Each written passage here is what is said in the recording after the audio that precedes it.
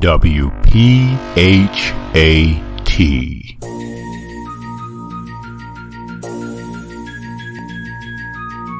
You're listening to the #1 health and wellness podcast, the place where health and consciousness connect. Perfectly Healthy and Tone Radio with your host, Darren McDuffie. And now, prepare to get fat.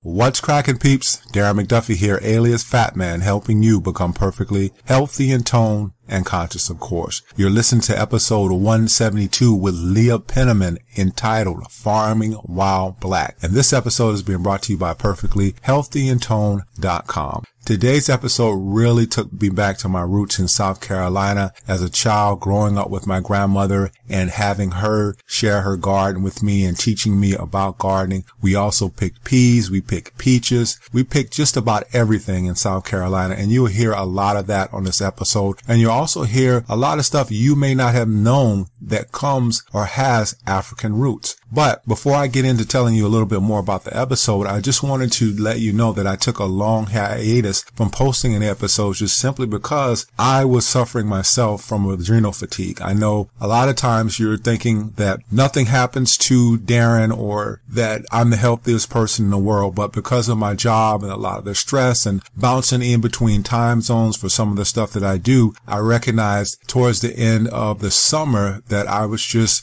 more tired and more fatigued than usual. So I decided to take a break and really learn how to relax. And I'm still recovering. Sometimes this stuff, it comes and it goes. Some days I feel better than other days. But all in all, I know that I'm recovering and I know that I'll be well. And my intention is to get some of these episodes up for you that I have been keeping in my storage vault, because I want to make sure that you are well equipped for 2019, and then we'll get into 2020 with some more newer episodes. But again, talking about the episode Farming While Black with Leah Penniman, we get into a lot of in-depth stuff talking about African ancestry. We talk about, again, my genealogy growing up in South Carolina. We talk about a lot of things on this episode. It's really an enlightening episode about where things came from, how organic farming originated, all kinds of things in that episode, but you should enjoy it. Before I get into Leah Penniman's bio, just wanted to tell you a little bit about episode 171. If you have not listened to that episode, that was with Dr. Darren. We have the same name. I like that guy because we do have the same name, and it is entitled Solutions for Lactic Acidosis. If you haven't listened to that episode, I would encourage you to go back and listen to episode 171. A lot of tidbits in there, and Dr. Darren even discusses why he drinks blood. So if you don't know why this guy drinks blood and you're thinking that he might be a modern day Dracula, you need to go back and listen to episode 171. Now, let's get in to Leah Penniman's bio. Leah Penniman was raised in Massachusetts and began farming as a teenager when she worked with the Food Project in Boston. She holds an MA in Science Education and BA in Environmental Science and International Development from Clark University. She has been farming since 1996 and teaching since 2002. Coming up on episode 172 with Leah Penniman, entitled Farming While Black, here's what you're going to learn. How has the restriction from owning land affected African Americans? Many years ago, African Americans or black people were not allowed to own land, and this has affected us to this day. Leah and I discuss exactly why that happens. Where did crop rotation and other farming techniques come from? It'll astound you to know that many of these techniques have African roots, and we discuss that in this particular episode. Why is the earth living? Leah poses that question to me because I decided to have some dialogue with her, and I answer her question on this podcast as to why is the earth living? How were seeds transported from Africa? Leah has a great story about ancestors, African ancestors, taking seeds from Africa and transporting them over to the States. What are some of the obstacles for people of color wanting to start farms? Leah went through a whole host of obstacles trying to start her farm, and she's reaching out and giving it back, paying it back to the community by helping others, people of color, start their own farm. Episode number 172 is ready to go. Enjoy. Leah Penniman, welcome to Perfectly Healthy and Toned Radio. How are you? I'm doing great. Thank you so much for having me. Thank you for being on. We are discussing your book, Farming While Black. And this brings me back to my roots because as a kid, I was always working with my grandmother. We had a garden and we always used to pick peas. We would pick peaches. We would pick collard greens. And I really wanted to have someone on the show to discuss this whole thing. And your book happened to pop up one time when I was doing a search. And great to have you on the show tonight. Well, thank you. It's always a pleasure to talk about gardening and being connected to our food. And incidentally, I also have roots in South Carolina, so it's nice to have that connection. Yeah. So let's get into your book because I really enjoyed reading the book. And my obligatory question for everyone who comes on the show is, how did they start their journey? That is a big question. I will say that I never imagined that I would be a farmer. You know, farming skipped a couple generations in my family, but from being a very young person, I was quite connected to the natural world, mostly out of necessity. You know, as being one of the only Black families in town, in an all-white town in rural Massachusetts, let's just say the children didn't want to be friends with us. In fact, there was a lot of cruelty and bullying. And so my siblings and I spent all of our time in the forest because the forest was kind and developed a really powerful connection and belonging. So when I came of age to need to get a summer job to start saving money for college, I was looking for something related to nature. And that is how I found farming. And since that was 96 and I have not stopped, I've been totally hooked on that elegant simplicity of planting a seed, harvesting the carrot, nourishing the community, and being part of that whole cycle of contributing to something good and real and enduring. So now I'm a farmer at Soulfire Farm, and this book came out of that journey. So let's talk about this. You said you were one of a few, Black families in rural Massachusetts, but in the book, it says that your father was white. So you are biracial. And one of the things I really wanted to ask you is being biracial. I know a lot of times we kind of forget maybe a part of us, but it seems like you embraced the African part of you and this kind of propelled you on your journey. Why did you decide to embrace that part of you and get into farming? Sure. So I'm actually multiracial. So I'm Black, Native American, I'm Taino, Cherokee, Seminole, as well as French and British. Mm-hmm. And as the Black community knows, we as a diasporic people come in a lot of shades and a lot of backgrounds. And certainly since 400 years ago, when enslavement started in this particular country, folks of mixed heritage have very much been part of the Black community, initially for economic reasons imposed by those who called themselves masters, but later through Black is beautiful and the ways that we embrace all of us. So that was really never a question. I was raised as Black. I was always seen as Black,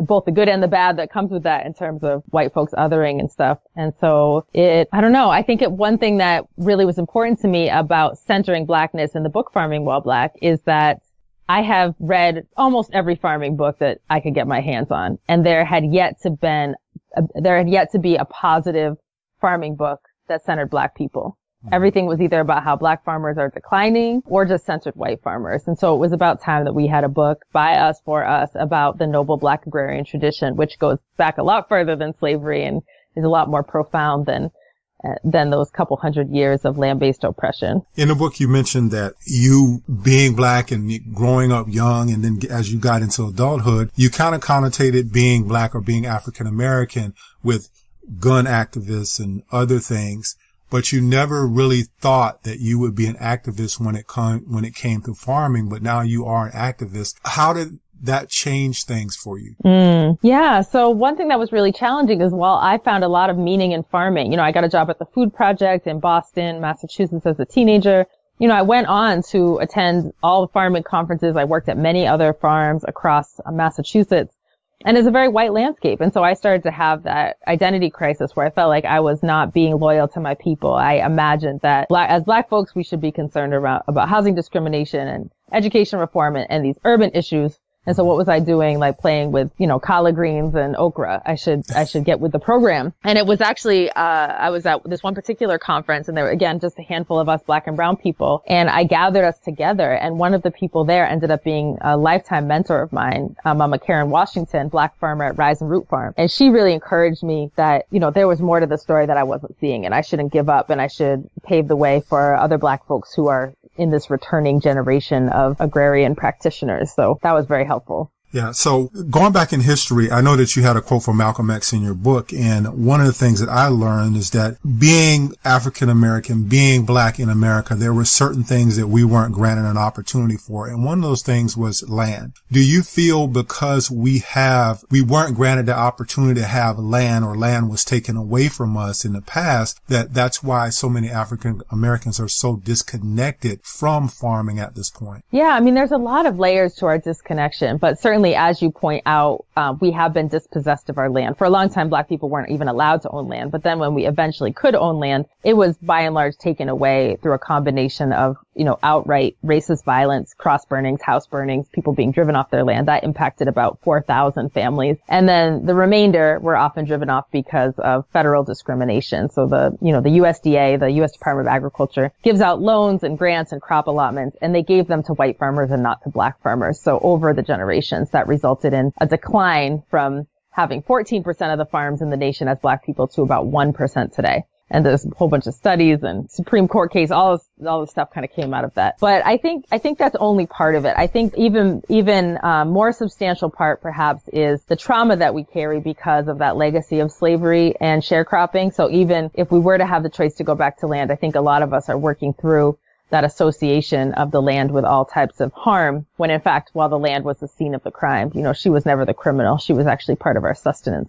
So we're working on both sides of it. Yeah, I would agree with you there. I think a lot of times we want to get away from that because we were the ones who were always harvesting the cotton and all of these different things. So there's such a negative connotation with that. But I always felt like when I did things with my grandmother and did things with other family members, that it always brought us together. And it seems like that is the same thing that I got from your book, that the energy there is that working on that Soulfire farm and working with the people that you work, that there's such a good energy. Can you comment on that? Yeah, absolutely. I mean, fundamentally, what can be better? You get together on this land, and if you own that land, especially in community, you touch the soil, you touch the earth, you get good exercise and sunshine and fresh air, you produce food that is so fresh that it's still alive when it comes into your mouth. You're eating these living cells of these greens that you grew. You're cooking in community. There's really not much more to life than that. And so, the trauma does get in the way sometimes of us seeing and experiencing what is the reality in the moment of what's there. And Soulfire Farm, we are on 80 acres in rural upstate New York. We're a community farm. So there's about 9 of us and then another 2,000 to 5,000 people a year who come through for our various training programs, community celebrations, and so forth. And so it's really a bustling, land-based community that's connected by our common love of land and food and liberation. And it's a lot of work, but it is really joyful, as you indicated. One of the things I got too from your book is that there are a lot of obstacles for people of color if they want to start a farm. And I know in the book, you explained that you would not be denied, so to speak. You saved up money, you did all of these things, but do you feel that because there's so many different obstacles out there for people of color, that's why we are probably, I believe your book mentioned that Black farmers make up less than maybe 1% of the people that do the farming? Do you feel that because all those obstacles out there with land and all the things that we have to face is that it probably deters us from becoming farmers? Oh, absolutely. Absolutely. I mean, if you look at the land disparity alone, in the last census, 98% of the rural land is owned by white people. That's actually the highest it's ever been.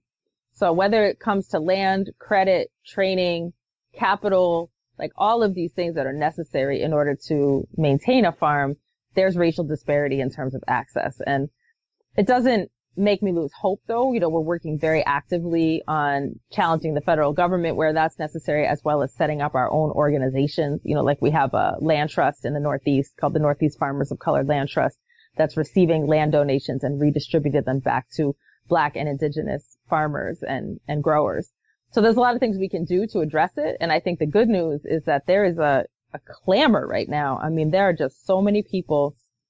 We have a waiting list of 3 years to get into our farm training program because there are so many people that really want to get back close to the land, growing their own food and providing healthy, sustaining nourishment for their community. So where there's a will, there's a way. Well, what were I know that probably money was something that you faced, but what were some of the other obstacles that you faced while you were trying to get your farm off the ground? Yeah, well, money was a huge one because I learned very quickly that a traditional bank does not want to fund a farm, and they don't want to fund any kind of alternative construction or funky things with community ownership. So that became very difficult, and we had to end up pulling friends together and building our own community lending circle in order to get funding for that. So that was a big deal.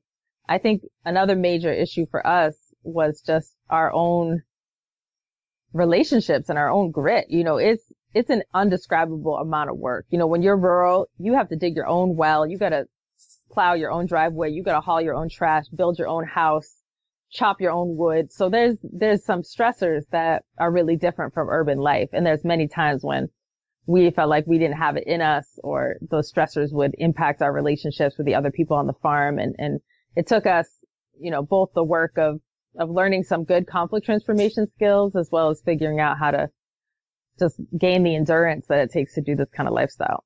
Yeah, it's kind of hard to start working with people and really kind of get them to bond and do the things that you would like them to do to be as a cohesive unit. Mm-hmm. A lot of what was in your book kind of struck me as I was very proud, because a lot of the things that I didn't know about farming, you answered in the book. And there were so many roots that were African roots about organic farming and all these different things, as far as we don't know these things. And because we only see a different ethnicity saying that, hey, this is what we're doing. This is what we never get the development part of anything or how anything started. But I wanted you to talk a little bit about the things that were in the book, as far as I know organic farming was one of them that had African roots, and there were some other things that had African roots as well. I believe it was crop rotation and all these things that people have followed farming. They know that these terms are mentioned all the time, but there's never any mention to where these terms originated. Right. Isn't that wild? And I think that probably the most important thing for me on this journey was to uncover that history, because I had always, as I mentioned, thought I was biting, you know, some European thing or white people thing, and wasn't embracing or being loyal to my folks. And so when I learned that composting with worms, which we call vermicomposting, started in Egypt with Cleopatra, and cover cropping, which is when you plant like a legume in order to strengthen the soil, that comes from George Washington Carver, black farmer in Alabama, and the CSA, community supported agriculture, and pick your own, you know, also comes from a black farmer, Booker T. Watley, and so on. So many examples. There's dozens in the book. That was a great source of pride, and also a great source of relief for me, because it wasn't like I'm trying to start something new being a black farmer who has a sustainable orientation. I was building on the legacy that my ancestors laid out for me. And I did some deep research, and I could not find one sustainable agriculture technique that did not have a connection to the innovation of black farmers, which was a profound finding. That made me really proud too, because a lot of times you just don't know where things are coming from. And like you said, it's a sense of pride when you know that certain things come from African roots, and you having that African ancestry, that you can connect with that. Speaking of which, you made some trips to Africa, if I'm not mistaken. I did. You know, I giggle a little bit at my younger self, because I think so many Black Americans do that roots trip thing where we want to find out who we are and where we're from, and we end up finding out something really different maybe than what we expected. So yes, I spent about 6 months in Ghana, West Africa, and I've been back a few times since that original longer trip, and was really fortunate to be embraced by some elders there who are called the Queen Mothers, or Manye, and they are spiritual leaders in the community who also do a lot of civic work. So they take care of the orphans and run businesses and solve conflicts and so forth. But they taught me a lot about a lot of things, including farming, and including the importance of having a spiritual aspect to the way that we interact with the earth. Yeah, speaking of spiritual, and I think for me, as I've gotten a little bit older in the world, I think that there's a spiritual part, and then there's a religious part. And you talk in your book about performing certain rituals over the land. And it wasn't until maybe 2 to 3 years ago that I had this kind of awakening, that I started believing that the land is not just something that's out there. The land is something that actually lives, and the earth is actually living. But you perform these rituals. Why do you perform these rituals when you're planning and doing all these other things? Well, now I'm curious. I want to hear about your revelation that the earth is living. So maybe we'll get to that later. But well, here's the thing. You know, I'll tell you a quick story. So when I was in Ghana, one of the things the Queen Mothers did was they liked to call me in and ask me questions about life in the United States. And a little bit in jest because they thought we're sort of funny people with our different customs. But one of these times they asked me, is it true that in the United States the farmer will put a seed in the ground and they will not pray, they will not dance, they will not sing, they will not pour any libation or sing any gratitude to the earth and then expect the seed to grow? And I said, well, yeah, that's very commonplace. And they explained that is why we're all sick. We're all sick because we treat the earth as a material, physical being and not as this living entity that is deserving of respect and reciprocity and consent. So they said, you can't just take from the earth because then your own soul is depleted, and so they taught me some basic rituals. We have put a little offerings on the ground. We say thank you. We sing some songs. We have a harvest ritual and so forth as ways of acknowledging the amazing gifts that we get from the Mother Earth and from all of creation.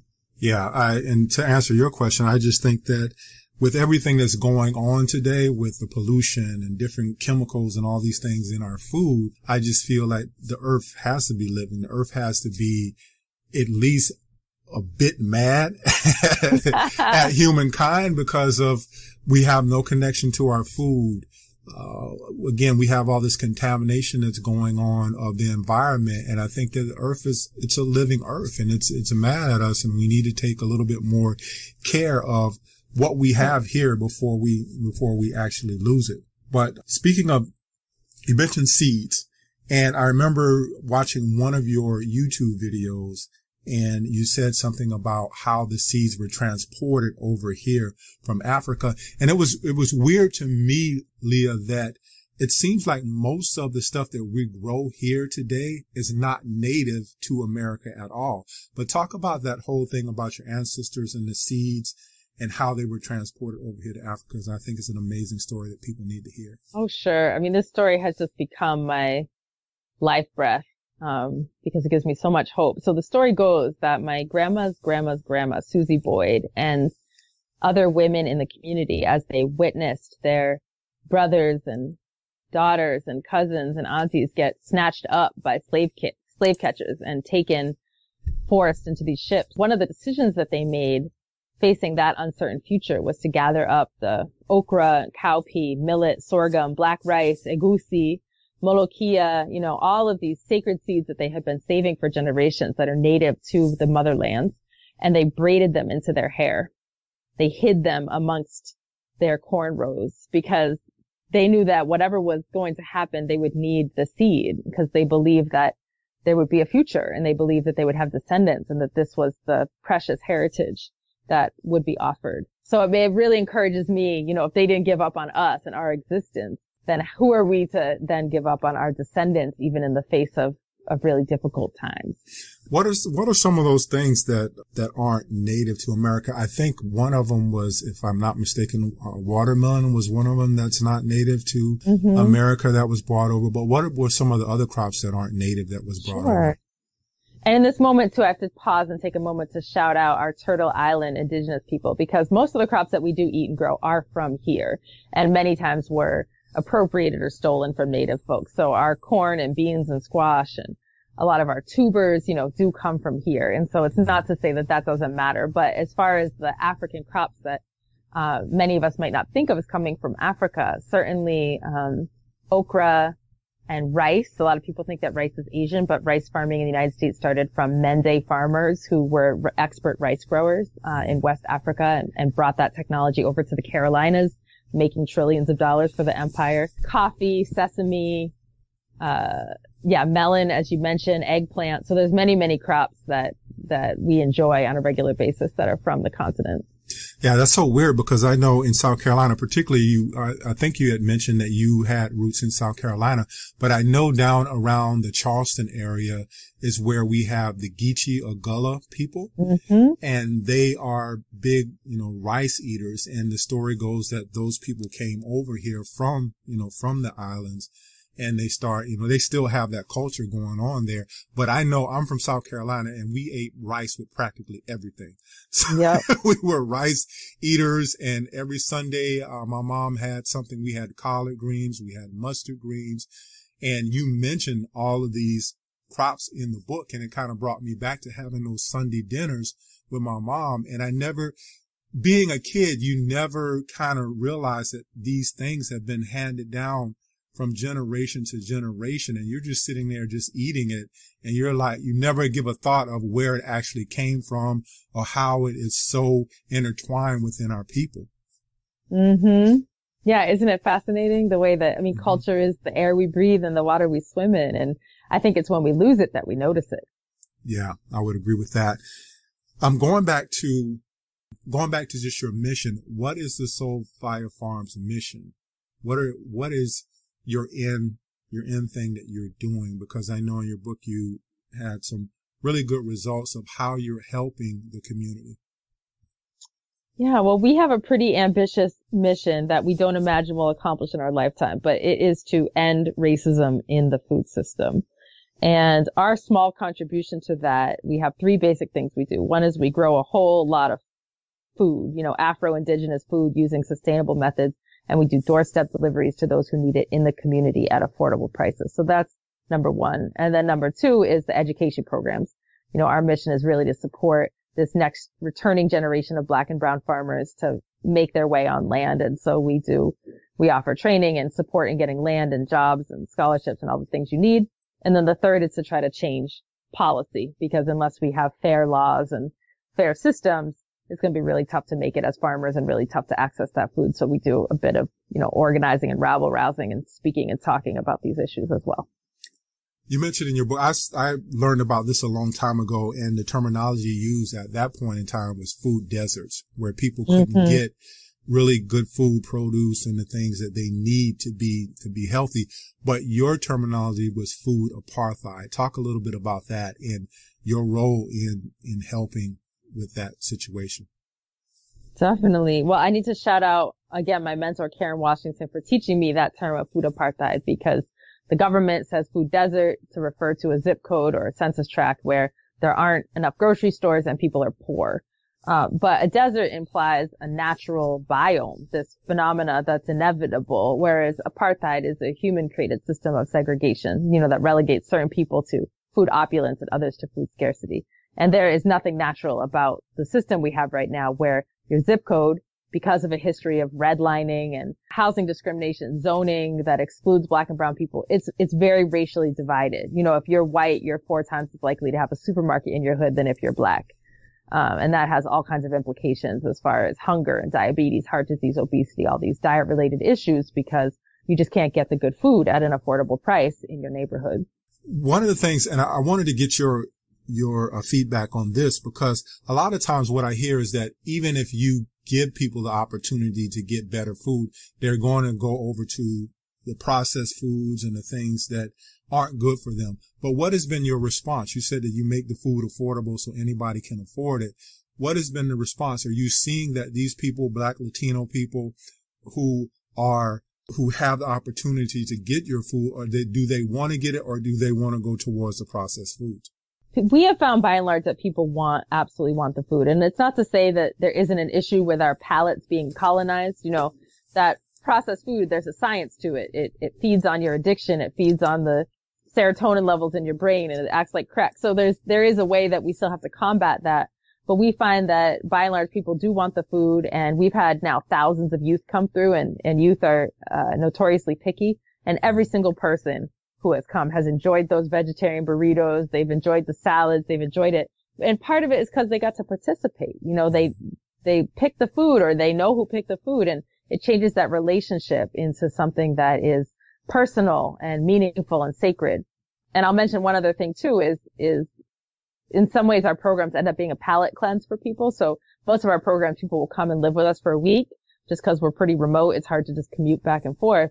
And so during that time, we're cooking all meals from the food that's grown on the land, and we're eating together. It's, mostly vegetarian. We do some healthy, pasture raised meat and so forth. And people find by the end of the week that there's been a shift in terms of what they crave. So we try to provide that support and opportunity, for folks to, retrain their palate towards these life-giving foods. How do you make the food affordable? Because I know a lot of times you have to obviously support yourself, and then you have to get all this food out. But how do you make the food affordable for those people that might not be able to quote unquote afford it. Yeah. I mean, it's really tricky, you know, because as you noted, bad food is more affordable right now. And that's because it's subsidized by the government. So we do have to still address that at a systems level. But the way that we're dealing with it is we use what's called a sliding scale model. So people subscribe to the program to get the food deliveries. And then if they have less wealth and less money, they pay less. And if they have more, they pay more. So we have about half of our members who are middle income to higher income who pay a little more than market. And then the other half who pay much less for their food. And so in that way, the community comes together to make sure that everybody has what they need to eat. Mm-hmm. As far as planting food and doing all this stuff, as a kid, I don't know. I kind of took all of this stuff for granted. And I know that you get really intricate in the book about soil and how to do the soil, but soil isn't just soil. You have to, there's certain things that you have to look for. And I remember in the book you said that there was a point where you had bought some land and you guys were out there trying to farm it and you realized that you had some lead in it. But talk about soil and the quality of soil and some of the things you went through when you were starting your farm. Yeah, soil is so sacred to me. You know, it really is the source of all life. And I think about that first generation after the colonizers got here and they took the soil and turned it up using a plow. And half of the life in the soil, and we measure that through organic matter, half of the life went away in one generation. And so a lot of what we're doing is restoring that life. And we measure it, as I mentioned, as organic matter. So after the colonizers came, they reduced the soil organic matter. It's like 2 or 3%. And now we've gotten our soils back up to 10 to 12, which is where they should be. And that is the ticket to so many things, because when you put the organic matter back in the soil, first, it slows down climate change because the carbon is not in the air anymore. You know, second, it binds up a lot of the toxins that are in the soil so that they can't get into your body, right? And it brings all that life back into the soil for healthy, nutrient-dense foods instead of these foods that taste empty and are empty of nutrients. And so that's been the primary work, whether we're in urban or rural soils, is how do we get that organic matter back? And there are special plants you can use, like the scented geranium, that specifically pull out toxic metals. And that's something we had to do when in some urban soils where my own daughter was lead poisoned from the land. We had to do this more intensive mining of these heavy metals out of the soil to make it safe. But the soil can be healed, and it is healed using these methods that our ancestors have taught us. And your food is all organic, I'm going to assume, right? It is. We're not USDA certified organic. We use a group called Certified Naturally Grown, which is another certifying agency that actually has stricter standards. So that's what we certify with. Yeah, I've had some people on here talk about organic farming. It's just that, from what I gather from them, is it costs so much to have everything be certified organic through the United States. And especially when you're a farmer like yourself, that money could be kind of going on elsewhere. So it's like, the government is like trying to either, take money out of your pocket for the greater good. That's crazy to me. My friend actually made a good point. She said, what if instead of having to be certified organic, you had to be certified in order to use all these harmful chemicals that are trashing the water and the air? And that was the bureaucracy that you had to go through. And I said, that is a really good point. They make you jump through hoops to do the right thing.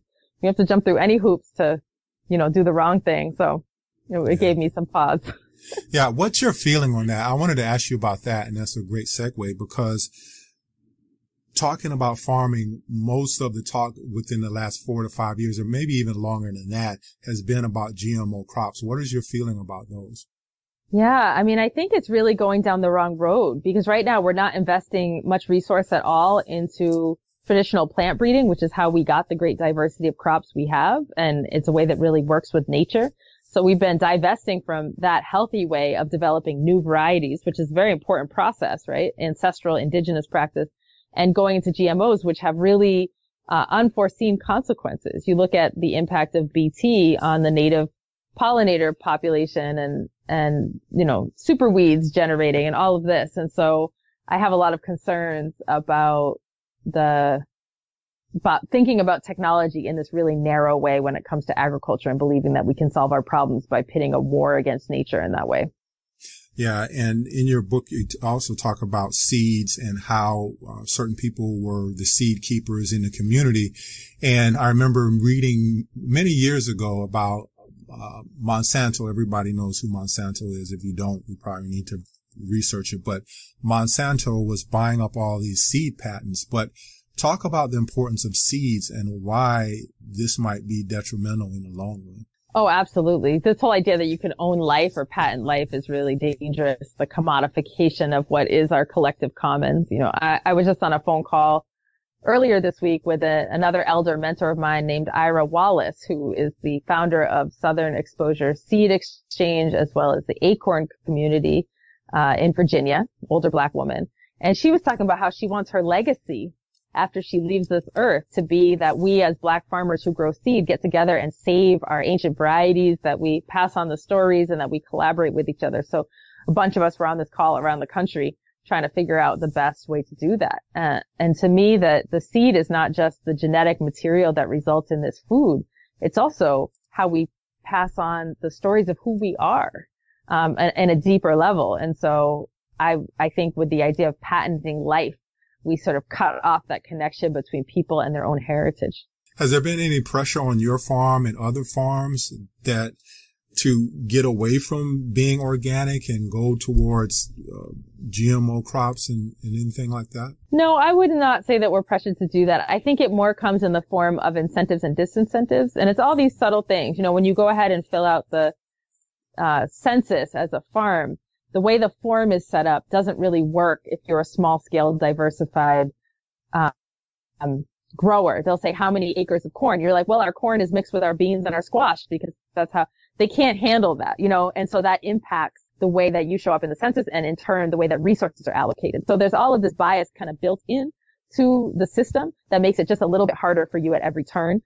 But no one has come to us and said, you know, take the seed. In Haiti is another story, though, where we work, because Monsanto literally is banging down the doors and trying to push this genetically modified seed on the farmers. Here's a question for you that I've been really wanting to ask. When do you know when to harvest for the best flavor? Because there's a really, really well-known supermarket. It's an organic supermarket, and I've bought fruit from them on several occasions, and it's just like the fruit does not have any taste to it. And so when do you know when to harvest for the best flavor and for the best color of the fruit? I like that you're not mentioning the supermarket. I see you. So here's the thing. You harvest it at peak ripeness. And this is a huge advantage to living where you grow your food, or if you have a garden, because I can harvest a tomato at peak ripeness and put it right on my plate and eat it. And it will be full of flavor and juice and texture and all the things. If you need to ship your food, you have to harvest it before it's ripe. And the longer the journey, the less ripe you have to pick it. So even when we pick tomatoes to ship the next day to our customers, we pick them when they're not quite ripe. They're just a touch before. So they still have very good flavor, but it's not perfect. Now, if you're trying to get a tomato from Chile all the way up to New York or Chicago, you have to pick that weeks before ripeness. And that's why you're not tasting any flavor, because the plant hasn't finished essentially cooking the food for you and preparing it for you. And that's one of the problems with having a food system that is so delocalized, that we're getting, you know, we get tomatoes any time of year that we want, but they're not really tomatoes. Yeah. And I've always wondered about that, because I've actually, and I don't, like I said, I didn't want to mention, but if you listen to me, you know exactly the supermarket I'm talking about.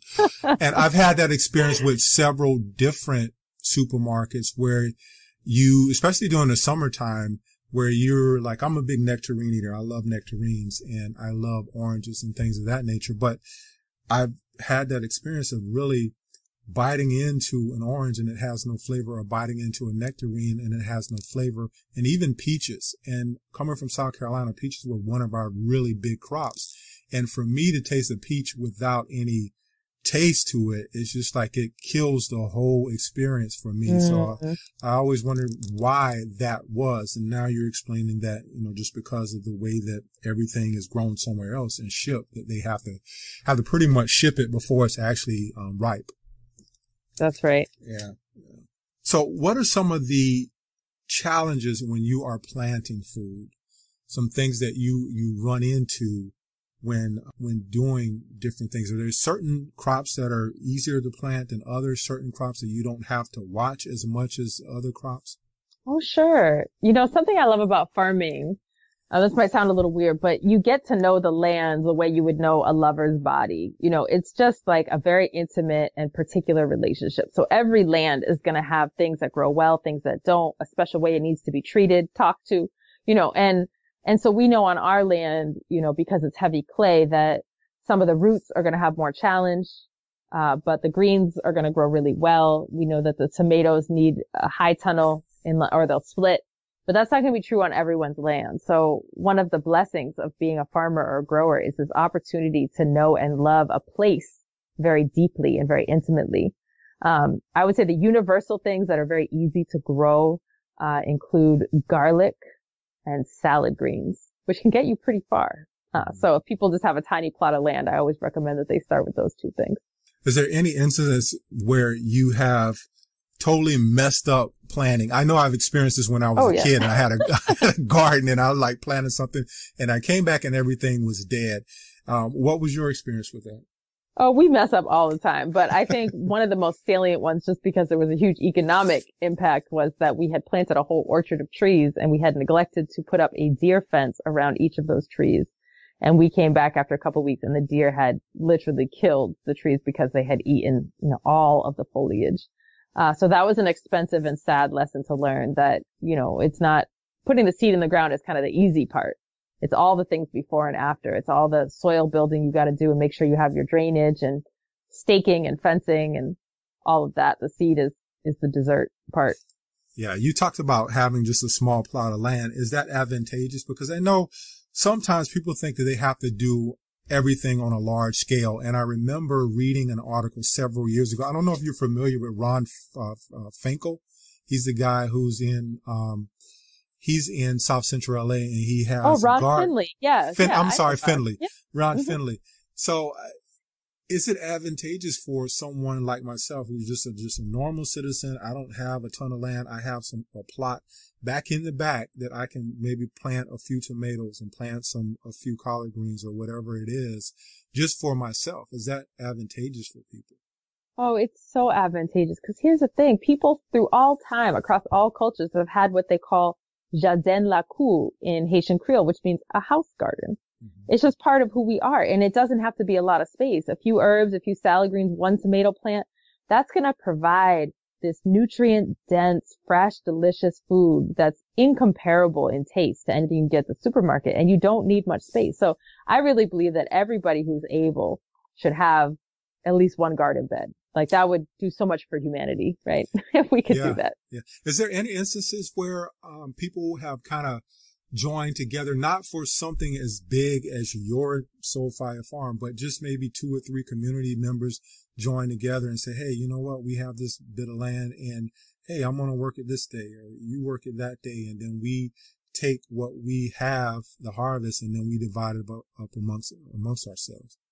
Oh, for sure. The urban community gardens movement was catalyzed very much by Black and brown farmers in the 50s, 60s, 70s. And a lot of farms are set up that way. They don't all divide up into plots. A lot of them have a big common space and they work together and share the harvest. I was just recently in Chicago at Huerta Semilla, and they organized that way, as well as some of the other gardens. So it was really neat to see elders and young folks coming together to collaborate in terms of feeding themselves and each other.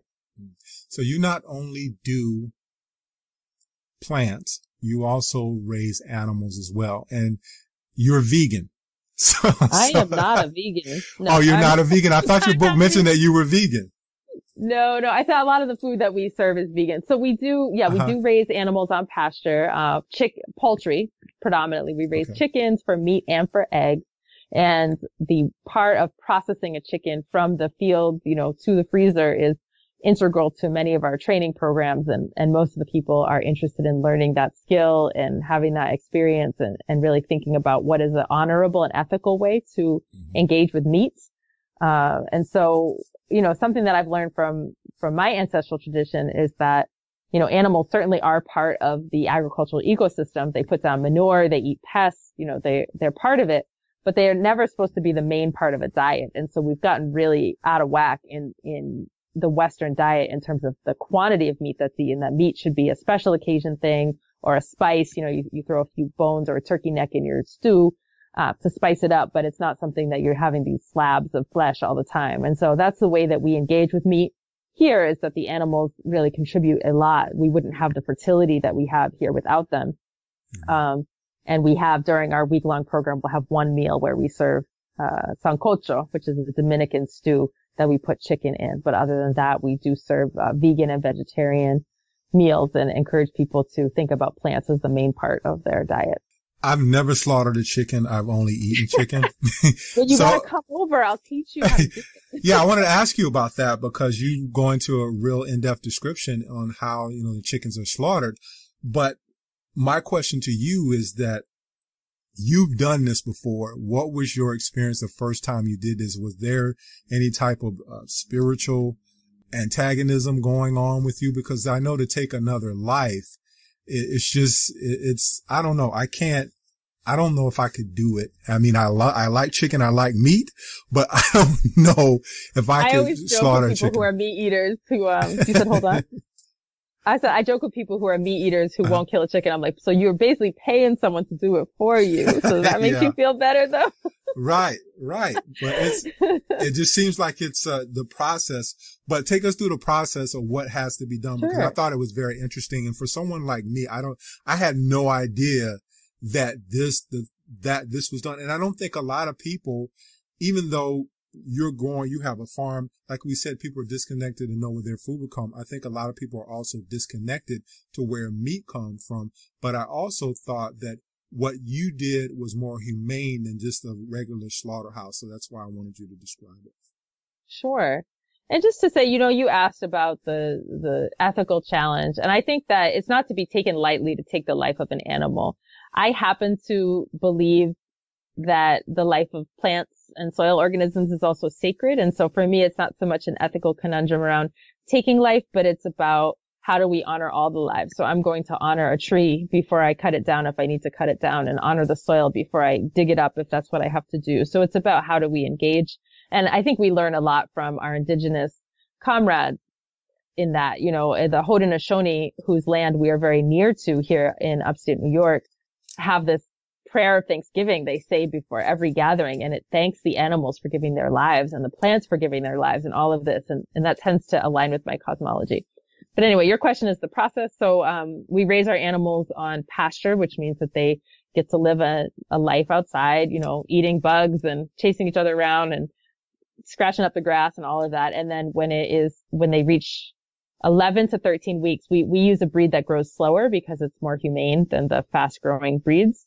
So they're 11 to 13 weeks, they're full size. And then we use a very sharp knife and a killing cone, to, you know, cut an artery so that they die quickly. And then from there, you loosen the feathers, you know, you got to take out all the organs, put them in the freezer, certain kind of cleaning and packing process. And the whole thing, it takes us, you know, half a day to do maybe 50 birds.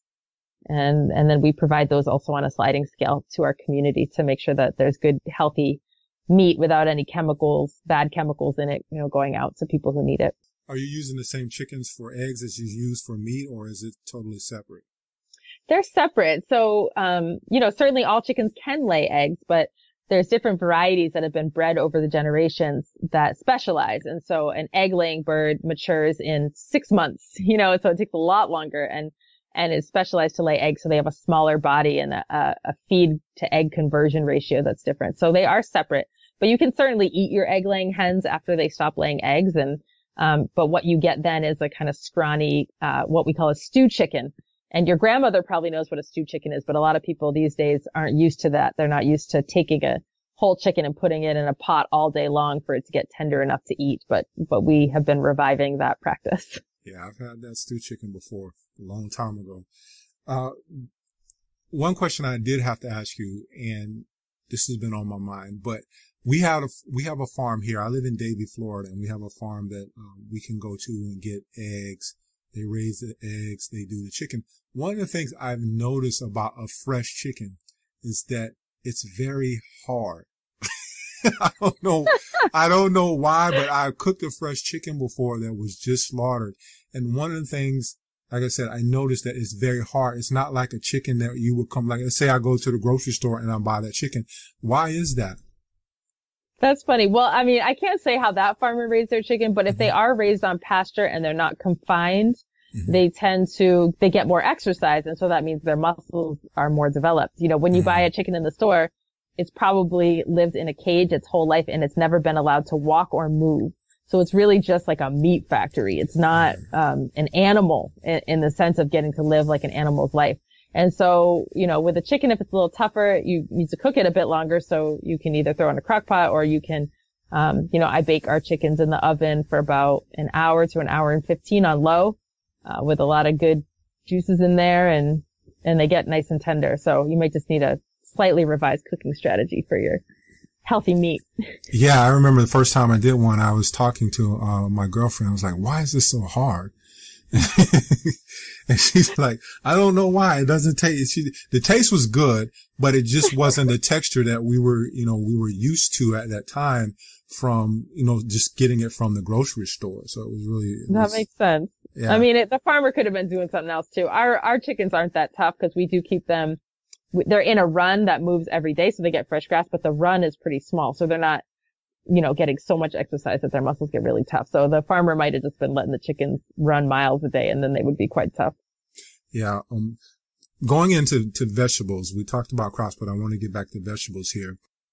The challenge I've found with a lot of organic vegetables is that they go bad really fast, especially if you don't eat them. What are some of the ways you discuss in the book, some ways to preserve your vegetables so that, you can keep them at a longer time?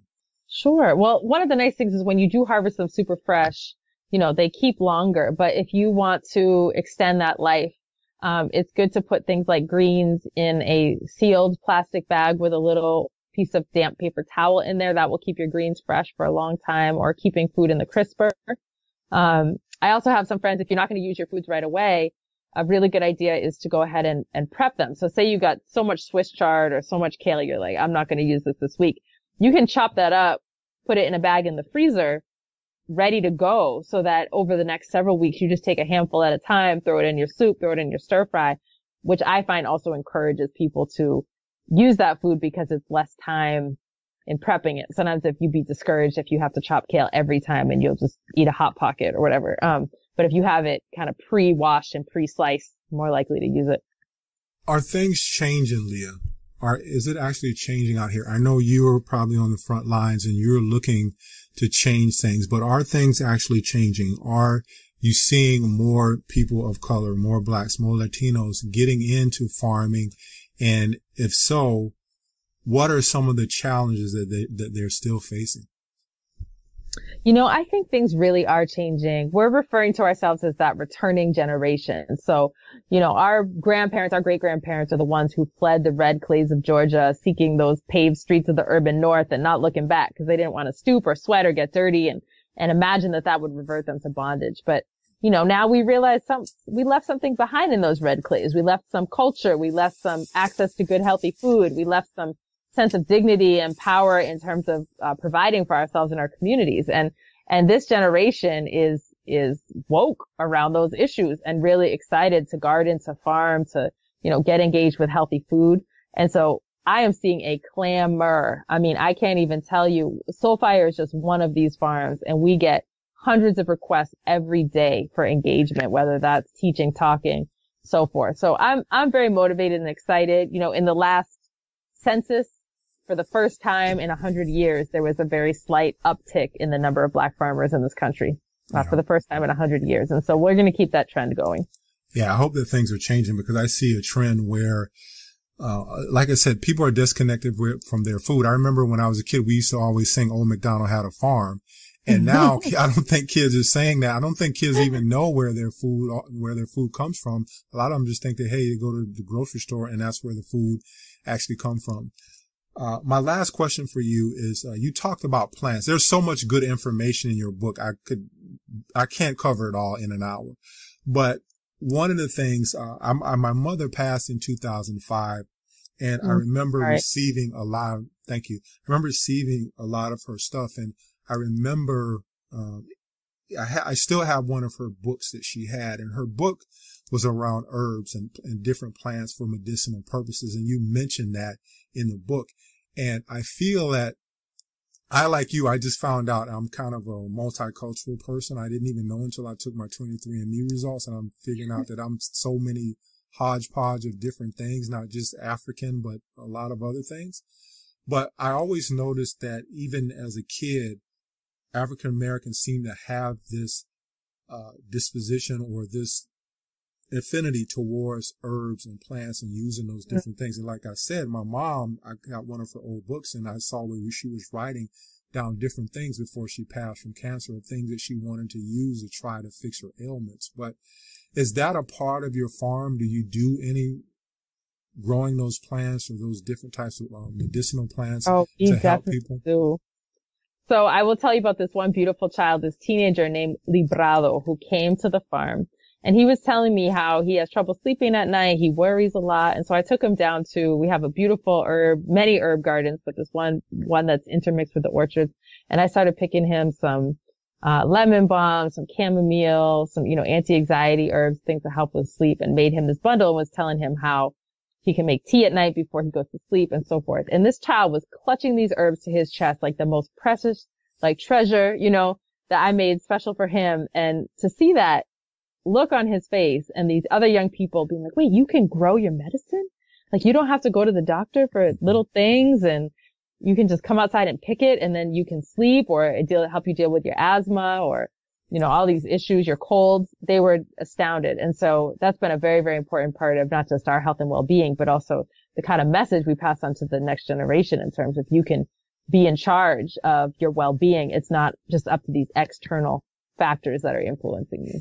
Yeah, I agree with you there. I think that we've become really disconnected from the land, and everything has been shifted towards medicine, to pharmaceuticals and drugs. And we've forgotten that we never had any of this stuff before. So we had to basically rely on plants and different types of things. I remember my grandmother would always, anything we had, it was always turpentine. Use turpentine.